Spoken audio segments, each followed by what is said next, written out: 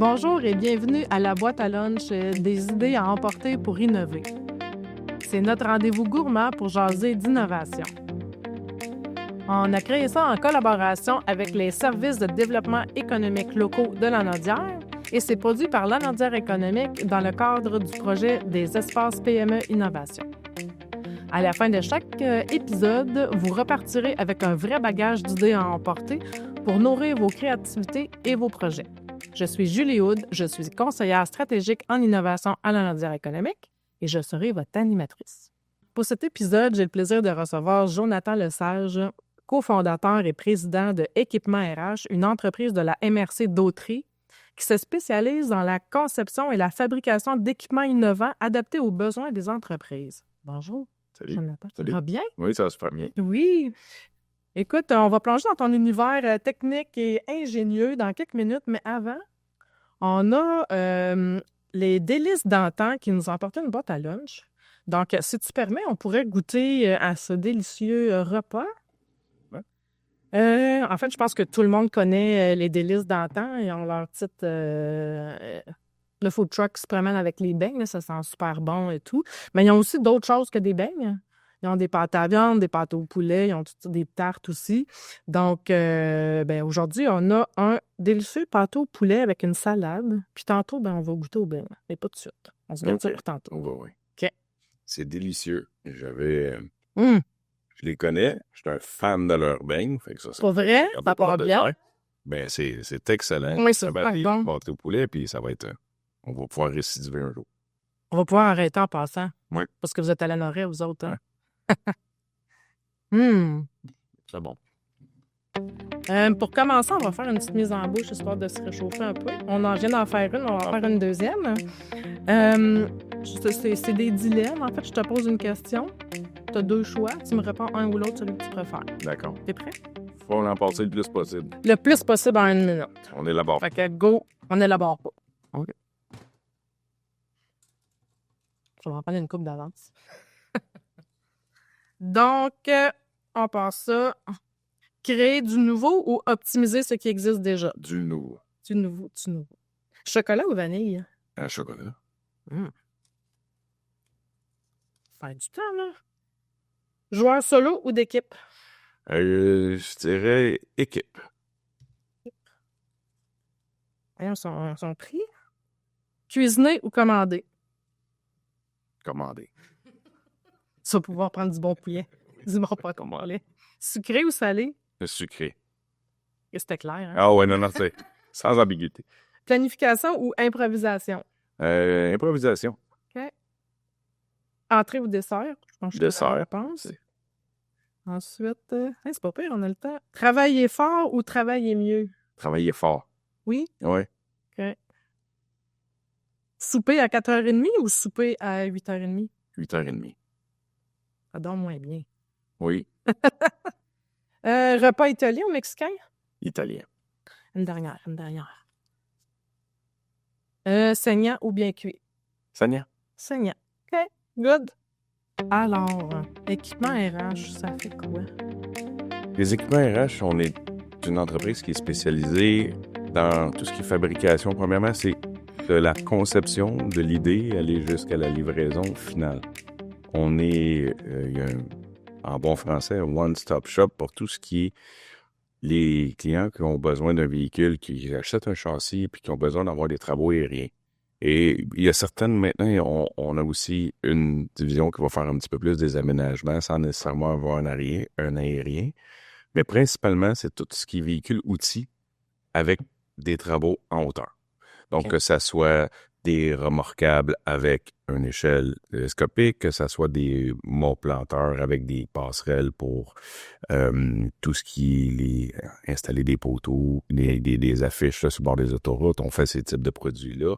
Mais notre produit phare, c'est l'échelle aérienne. Donc, tout ce qui est les travaux aériens pour les municipalités, les électriciens et principalement notre créneau fort et les télécommunications. Donc, quand vous voyez des véhicules de télécom qui installent la fibre optique pour tout le monde, c'est ce qu'on fait. Mais on fait non seulement on fait tout ce qui est aérien, tout ce qui est système de stabilité électronique, l'hydraulique, l'électrique et ce qu'ils appellent des fois des laboratoires, donc à l'intérieur du véhicule, c'est un endroit qu'ils vont travailler. Donc, on va les isoler, on va installer l'électricité du 110 volts, on va aussi mettre du 12 volts, du chauffage, des airs climatisés. Donc, pour que ça soit leur bureau, parce que les techniciens vont travailler pendant des heures à l'intérieur. OK, un bureau dans le camion. Oui, à l'intérieur du camion, c'est leur espace de travail. Donc, ils vont nous fournir les véhicules et puis on va être capable de démonter, que ce soit pour de la fibre souterraine ou de la fibre, principalement tout ce qui est aérien, c'est notre créneau, mais ils peuvent faire les deux avec le même véhicule.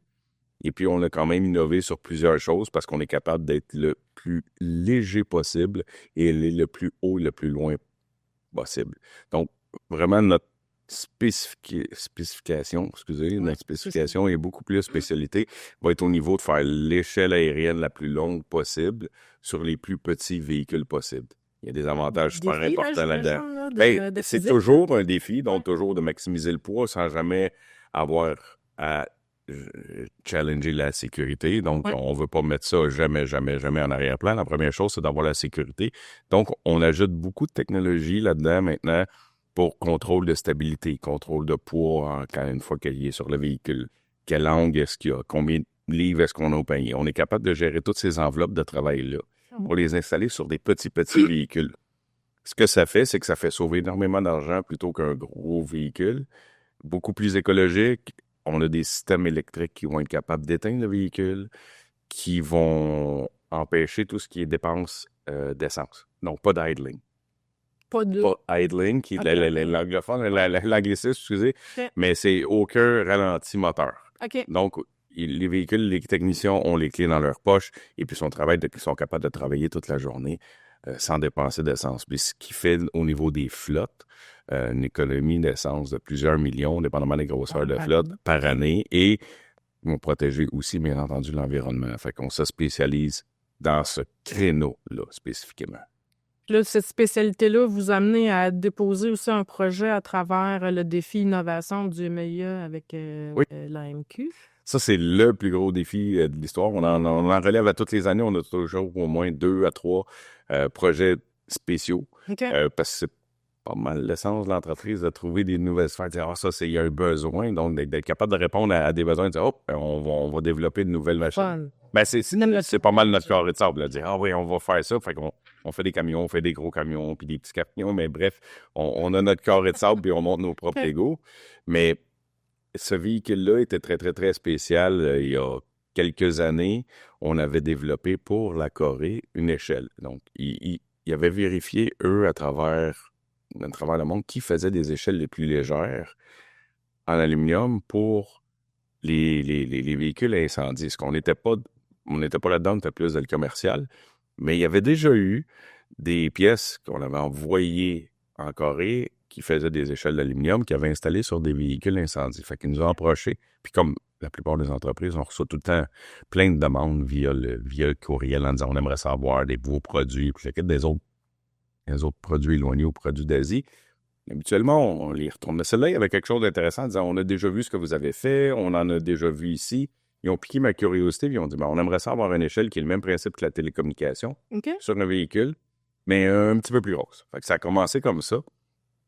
Et puis, je l'ai pris au sérieux, mais en dehors des heures un petit peu, dans le sous-sol chez nous, on commençait à dessiner. Avec le décalage horaire, oui, c'est ça. Oh, oui, puis ça roule encore aujourd'hui, mais avec le décalage horaire, on a 12-12. Fait que quand il est 8 heures, il est 8 heures, mais donc quand eux autres se lèvent, nous, on a fini. Mais j'ai commencé à dessiner cette partie-là.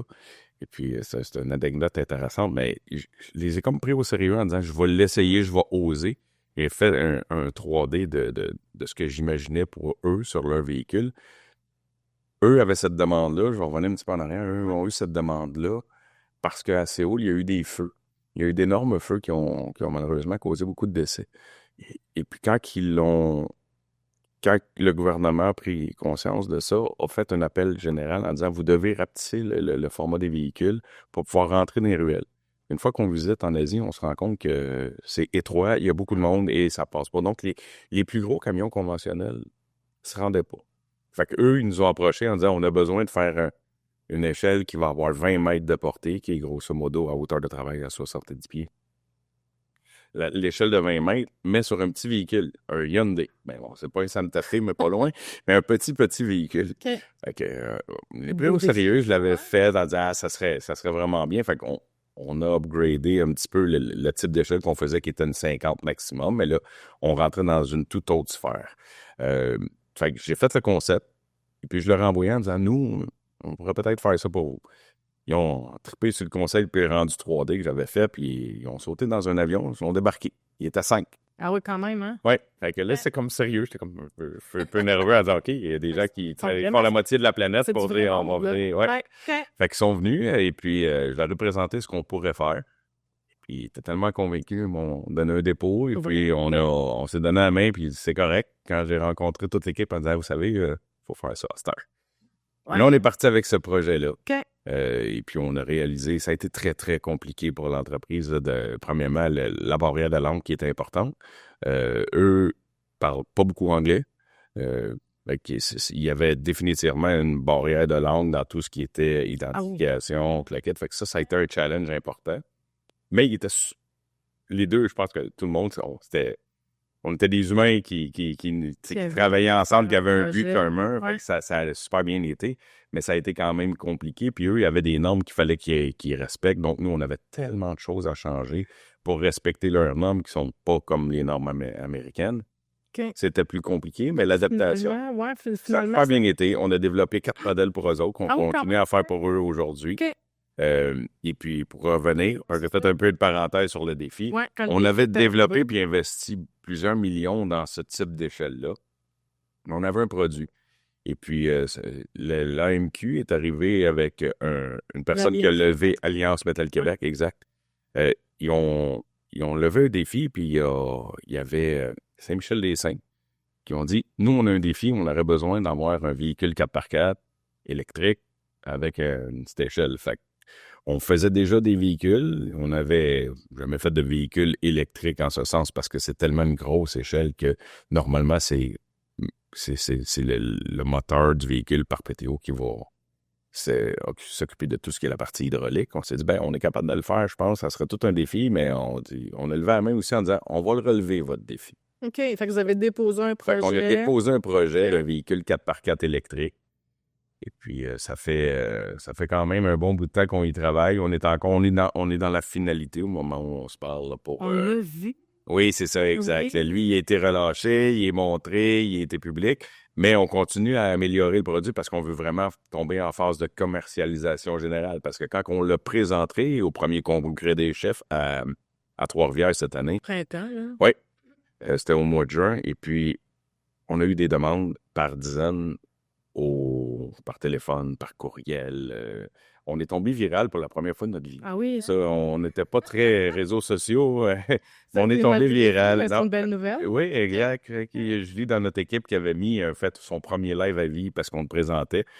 Et puis, c'était tout simple. Là. C'était notre panier qui se déplie parce qu'on était très compact. On a une version assez unique aussi en Amérique là, pour replier le panier, un peu plus style européen, mais pour être capable d'être très, très compact. C'était simplement une activation d'un panier. Puis aujourd'hui, on est passé le 3 millions de vues. Habituellement, quand on met quelque chose sur soit Facebook, on va avoir plusieurs centaines, mais là, des millions, on avait dit, OK, c'est pas juste nos amis puis notre parenté qui l'a regardé. Là. On a dépassé un peu plus d'envergure, mais on a eu beaucoup, beaucoup de demandes depuis. Fait que c'est pour ça qu'à partir de ce défi-là, qui est assez exceptionnel, d'avoir réussi à, premièrement, relever le défi, qui est une première parce que ça n'existe pas de nulle part.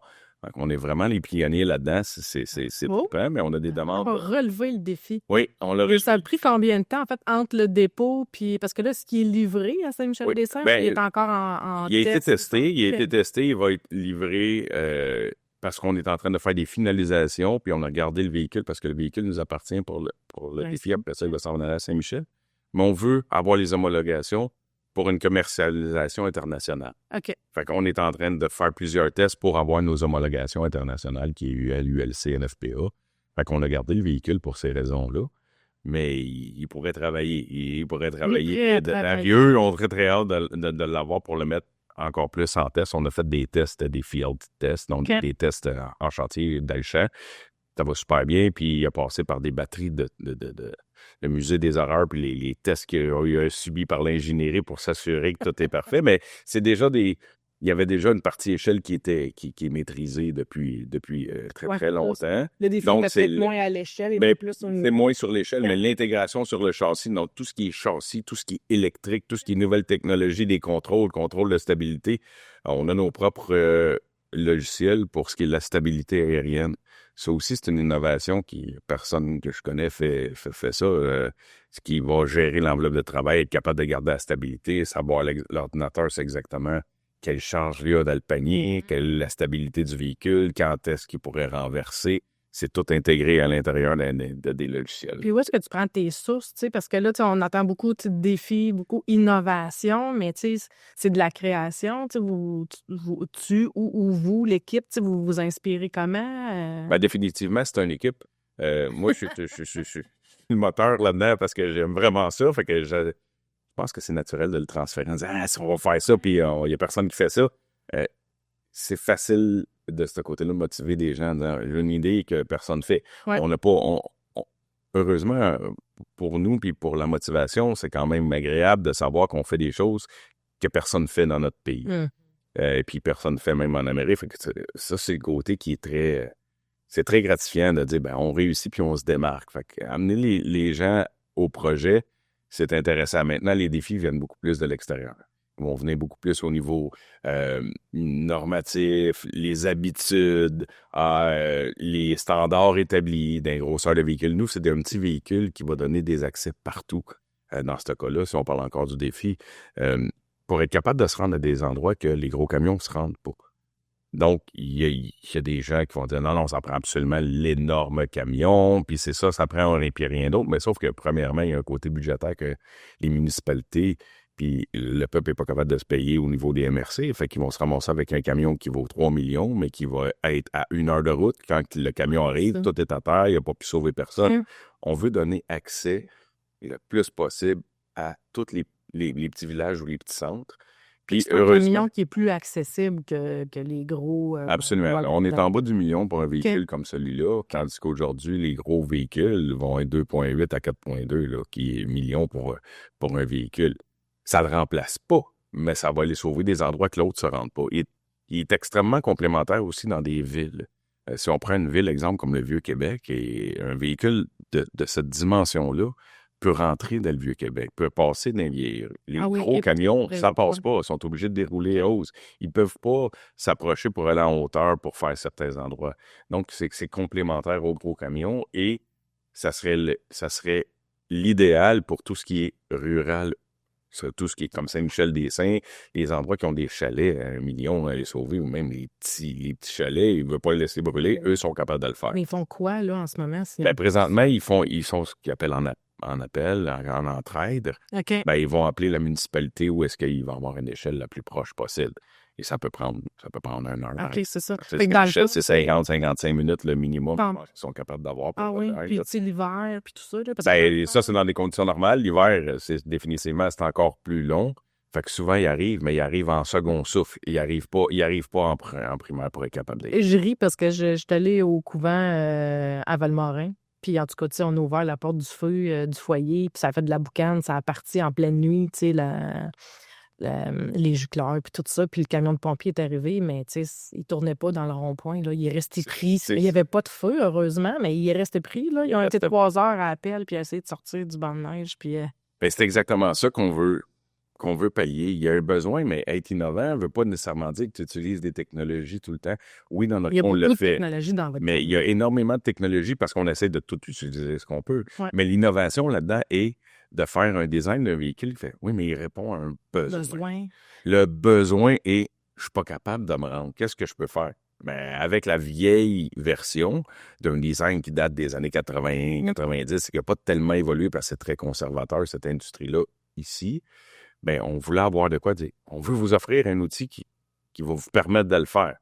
Il ne le remplace pas au complet, mais dans la majorité des cas, il va faire 95% du même travail. Okay. Puis là, si on a besoin absolument, parce qu'on a 7-8 étages, là, on est complètement ailleurs. Là. Mais ce qu'on comprend, c'est que quand on est pionnier, on ouvre des portes, on défriche.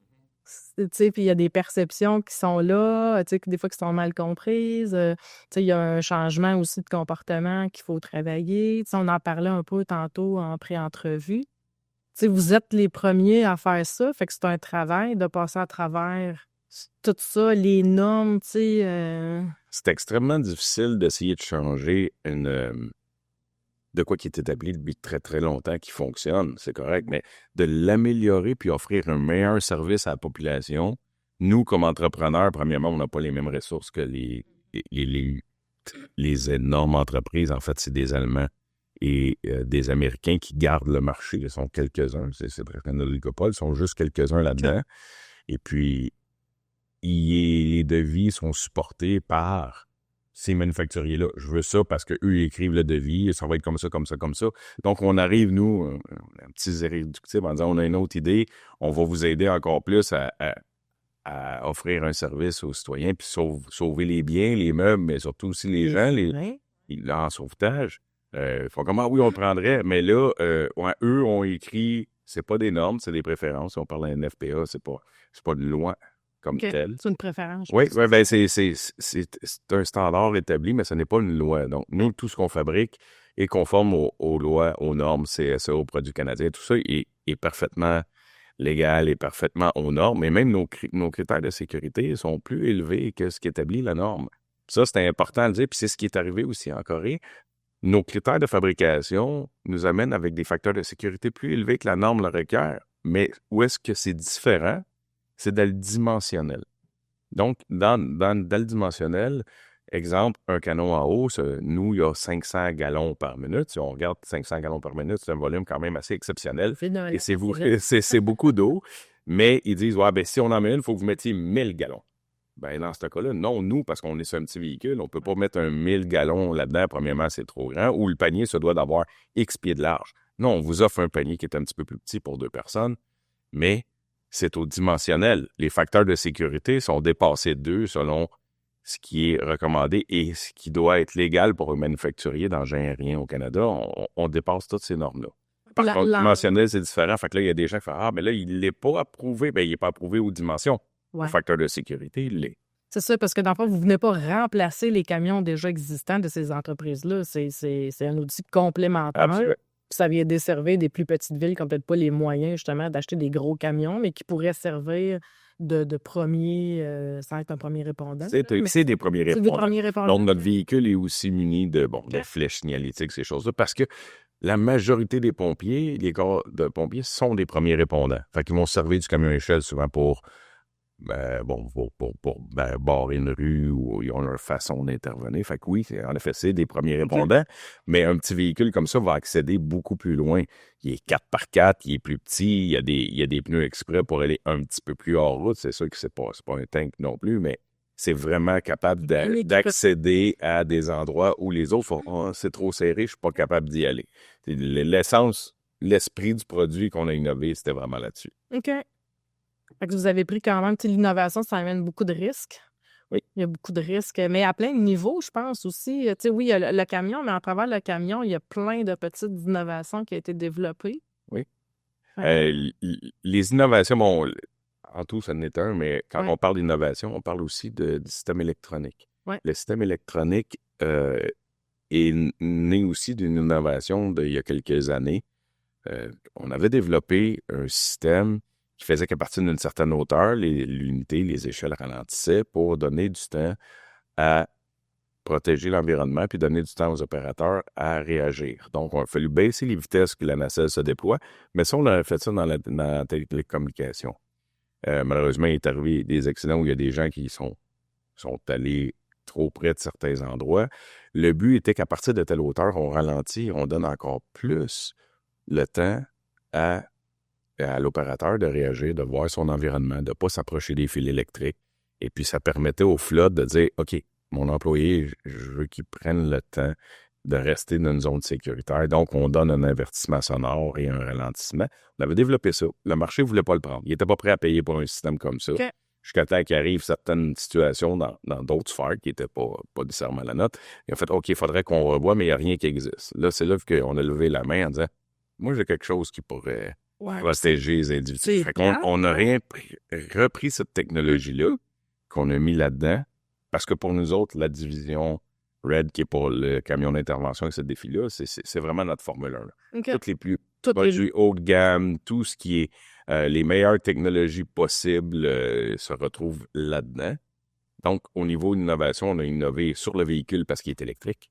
Ouais. Donc, habituellement, ces véhicules-là ne sont jamais électriques, mais une partie importante, les gens entendent « Ah, il est électrique, ça fait peur. Bon, il n'y a pas très bonne presse ces mois-ci, là, l'électrique. » Par contre, l'avantage là-dedans, c'est que si vous ne voulez pas l'électrique, là, on a juste à switcher un piton à l'intérieur dans le moteur, puis il va rouler comme tous les camions. Et qui roule aux deux. Il est les deux, il est hybride, en fait. Ouais. Okay. Mais il peut avoir 8 heures d'autonomie, donc il n'y a pas de décibels, il n'y a aucun bruit. On est à côté du camion, il est aussi silencieux qu'ici, puis on peut travailler avec l'échelle. Fait que les situations de stress pour les pompiers, pour les gens qui sont en crise, en urgence, le stress est beaucoup moins grand qu'avoir des gros véhicules qui scillent, qui ont comme pas juste les sirènes, mais plutôt que les moteurs sont à pleine épouvante, les ventilateurs roulent au fond. La situation est beaucoup moins stressante, le bruit est beaucoup plus silencieux, dans le fond, parce que c'est à peine s'il y en a. Ça a le bruit d'une bibliothèque, à peu près. Donc, c'est super tranquille. C'est un avantage. Et puis, s'ils veulent, exemple, qu'il y aurait malheureusement un feu de forêt, parce qu'il y en a de plus en plus, ben ils pourraient rouler sur le PTO pendant 24 heures sur 24, non-stop. Il n'y aura jamais de limitation électrique en disant « Faut que je retourne charger ». Ça a fait partout, mais je fais quoi quand les batteries sont vides? Fait que on a prévu cette partie-là en disant non, on a les deux technologies, donc il est encore plus versatile qu'un camion standard. Puis ce que je comprends aussi, c'est que tu as dit on avait déjà développé des technologies qui n'ont pas été utilisées. Fait que ça fait partie de l'innovation aussi de dire on fait des tests. Des fois, le marché n'est pas prêt. Des fois, peut-être que ça fait partie du risque aussi de développer sans commercialiser. Ouais. Fait que tu avais des innovations, en fait, sur... la tablette. Oui, c'est la tablette, j'allais dire sur le back burner, mais je cherchais... Oui, c'est la tablette. Fait que là, t'en as profité. Fait qu'il y en a-tu encore qui sont sur oui, la tablette? On en a. C'est sûr qu'on on les dévoile pas tous parce que, oui, il y en a encore qui sont sur la tablette. En fait, dans les prochaines années, on va arriver avec d'autres innovations qui sont prêtes, mais on veut... C'est super important de l'amener à maturité. Okay. Puis c'est un peu pour ça qu'on a pris... On prend notre temps de développer le produit, mais il faut l'amener à maturité pour jamais mettre en risque la sécurité. Oui, on va le développer, puis c'est pour ça qu'on l'étire encore plus. On fait tous les tests requis et même plus pour s'assurer que la sécurité reste le premier lien. On est dans l'aérien. On ne jouera jamais avec aucun risque là-dedans de trop l'en lancer trop vite pour en vendre. Tout le monde a tout à perdre là-dedans. On ne le fait pas. Mais on a des innovations qui sont... En fait, on a quelques unités qu'on teste pendant des années. Puis après ça, on fait OK, on est prêt pour une commercialisation plus large dans notre domaine. Puis ça arrive d'où, tu sais, ces idées-là, en fait? C'est par observation, par ce que les clients racontent? Les idées viennent par les besoins des clients. Puis c'est important de... Il y a une nuance que je m'acharne à dire, il y a une différence entre un besoin et un caprice. Parce que souvent, le client va dire « Ah, je voudrais avoir tel switch, telle place, ça irait peut-être mieux. » Mais tu sais, ça, il y a une différence avec des préférences, mais le besoin, il faut qu'elle soit là pour telle raison. Là, à ce moment-là, on se dit, s'il y a un besoin, on va combler plus que des personnes. Fait que c'est important pour pas investir beaucoup de temps sur « il y a juste une personne qui voulait ça ». C'est difficile à commercialiser après. Parce que ce client-là préfère l'avoir là, l'autre va vouloir l'avoir là, mais s'il y a un besoin, il faut que mon outil, mon accessoire, je l'ai ici parce que quand on travaille, c'est beaucoup plus rapide d'intervenir. Ben à ce moment-là, c'est un besoin. C'est pas juste « Ah, j'aime mieux ça là parce que il était là dans mon ancien camion puis c'était correct. » Exact. Fait qu'on essaie des fois de faire les nuances entre le besoin des clients. Donc, les idées d'innovation viennent où? Viennent souvent des clients. Parce que j'aime ça m'asseoir avec eux autres, dire OK, comment tu vois ça, qu'est-ce que tu as besoin? Parce que c'est eux qui vont développer des besoins, puis à partir de là, il va y avoir une idée qui va émerger. Puis ça, pour moi, c'est bien. Puis la ténacité vient beaucoup de différentes lectures ou des reportages que je vais avoir regardés parce que je suis un fan de documentaires pour savoir l'histoire nous a référé quoi exactement, puis de voir des gens qui ont persévéré en disant non, ça va marcher, qui ont fini par réussir. Ça, c'est pas comment est-ce qu'on fait pour garder notre motivation. C'est OK. Il y a des gens qui avaient sorti des produits un petit peu comme on vient de faire là, mais il y a beaucoup d'adversité dans ce domaine-là. OK, non, mais il y en a qui ont tenu leur bout dans l'histoire, dans différents produits, puis tu fais, OK, et ça lui a pris 8 ans à réussir à le percer. Là, tu fais, OK, là, tu le remets en perspective. Finalement, nous autres, ça va vite. Bon, Ouais, c'est ça. Ça fait 2 ça va nous aider. OK. Fait que, OK. Ouais, fait que le camion incendie, tu sais, c'est correct. Là, Oui, ça parce que le défi, ça a pris combien de temps? Ça a pris comme 2 ans ouais, ça va avoir pris 2 ans. Il y avait déjà une partie avant. faite quand Ben, même. il y avait une partie qu'on maîtrisait bien, puis on a intégré des nouvelles technologies, encore une fois. Mais OK. ça va avoir pris 2 ans de développement stable, puis on figure encore une autre année là, pour peaufiner une chaîne de montage et un produit commercialisable dans plus qu'un marché. OK. Puis comment tu vois l'avenir de l'équipement RH, là? Il faut que ça soit une continuité de la même philosophie, parce que je pense que c'est ce qui a amené le succès. Il ne faut pas la perdre, il faut réussir à la transférer. Il faut réussir à la transférer, premièrement, aux membres de l'équipe avec nous autres, pour leur montrer que c'est agréable, puis ça grossit. Ça, c'est un des challenges importants en entrepreneuriat, là, pour dire qu'est-ce qu'on veut faire. Il ne faut pas qu'on perde l'essence de la passion de réussir à le faire. C'est pas juste un travail, mais on réussit à accomplir là-dedans. Donc, dans quelques années, je vois la même chose. Ce qu'on disait qui était ces tablettes. Ouais, c'est ça. Je vois vraiment qu'on va l'avoir. Un grand projet, Oui, non, c'est la partie qui est vraiment le fun de dire, OK, non, on s'en vient avec de quoi. Puis ça aussi, c'est des bonnes idées de dire, oh, on a hâte de le faire, mais on veut pas s'empêcher parce qu'on a tendance à tout le temps vouloir dire, le prochain. Mais on veut vraiment amener celle-là parfaitement à mon terme avant. OK. Après ça, dans les prochaines années, on arrive avec d'autres innovations. Oui, parce que ça amène quand même certains défis, justement, la croissance. Tu sais, vous êtes passé d'un certain niveau, vous avez monté, puis... La croissance, c'est un vrai défi. Beaucoup vont dire, c'est un beau problème, mais la vérité, c'est pas tant que ça. C'est un vrai problème. Oui, c'est un beau problème parce qu'on n'a pas des difficultés à trouver des clients, trouver le travail. Ça va bien, c'est le bon côté. Mais de prendre une bonne grosseur, d'être capable de se détacher, de responsabiliser aussi les gens avec nous autres dans l'équipe, qui comprennent qu'est-ce qu'on veut faire, mais surtout, je l'ai mentionné un petit peu, mais c'est surtout de garder l'esprit de l'entreprise initiale. Comment est-ce qu'on fait, nous, pour être passionnés de ce qu'on fait, puis de le transférer à différents niveaux dans chacun de leurs équipes? Ça, c'est difficile de trouver les bonnes personnes qui vont transférer cette passion-là ou le plaisir de le faire, puis la fierté de le faire, parce qu'on se comprend que tout ce qu'on fait, on en a partout à travers le monde maintenant, dans plusieurs pays. C'est incroyable, mais de leur dire, écoutez, c'est fait ici, c'est fait à la Nord-Est, ça a été réfléchi ici, ça a été fabriqué par vous autres. Quand les gens regardent ça avec un peu de recul, je pense que des fois, il faut leur faire réaliser, c'est vrai.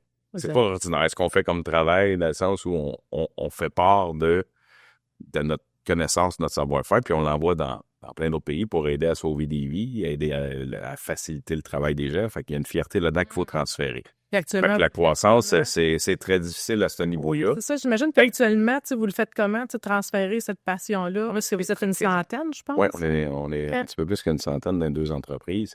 Mais c'est difficile de le faire, mais c'est d'être un peu plus présent, puis de marteler un peu ce côté-là avec tout ce qui est les directeurs, puis les chefs d'équipe, de le transférer aux autres. Ça, c'est important. Mais il y a aussi le côté plus technique là, qui est difficile dans la croissance. C'est pas vrai que quand on grandit, on a besoin de automatiquement une personne de plus, une personne de plus. Il arrive des parties où une personne c'est trop, une c'est pas assez, puis dépendamment du département, puis principalement dans notre domaine, si c'est une commande de télécom, c'est une chose. Mais si c'est une commande, pour exemple, des électriciens, c'est pas les mêmes véhicules, c'est pas les mêmes personnes. Fait que gérer les grosseurs d'équipe, c'est extrêmement complexe parce qu'on est trop diversifié, mais c'est ce qui fait notre succès. Fait qu'on peut pas dire trop, mais on est diversifié. Fait que c'est difficile de gérer toutes les équipes et de les avoir multitâches. De savoir quelqu'un qui est capable de faire plusieurs job, parce que dépendamment des boulots, on pourrait changer les gens qui vont faire de l'assemblage. Après ça, ils vont se ramasser plus à une partie de mon assemblage, installation.